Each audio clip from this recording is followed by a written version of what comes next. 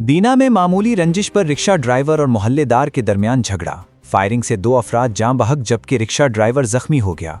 ये अफसोसनाक वाकया जहलम की तहसील दीना के इलाके ढोग छमाला नज़द बोड़िया में पेश आया, जहां मामूली रंजिश पर होने वाला झगड़ा खूनी तसादुम में तब्दील हो गया।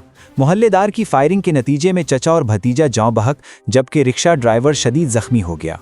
पुलिस ज़राए के मुताबिक रिक्शा ड्राइवर गौहर बिलाल अपने भाई और चचा के हमरा खेतों में मौजूद था कि मुलजिम आमिर ने अचानक फायरिंग कर दी। फायरिंग के नतीजे में गौहर बिलाल का भाई अब्दुल्ला मीर वल्द इफ्तिखार और 55 साला चचा रुखसार मीर वल्द जमान मौके पर जाँ बहक हो गए, जबकि गौहर बिलाल शदीद जख्मी हो गया। रेस्क्यू टीमों ने मौके पर पहुंचकर जाँ बहक अफराद की नाशें और जख्मी को डिस्ट्रिक्ट हेडक्वार्टर अस्पताल जहलम मुंतकिल कर दिया, जहां जख्मी को तिब्बी इमदाद फराहम की जा रही है। पुलिस के मुताबिक इब्तदाई तहकीकात में सामने आया है कि 2 रोज़ कबल बच्चों के दरमियान होने वाली लड़ाई पर मुलजिम आमिर और गौहर बिलाल के दरमियान झगड़ा हुआ था, जिसकी रंजिश पर मुलजिम ने मौका पाकर फायरिंग की।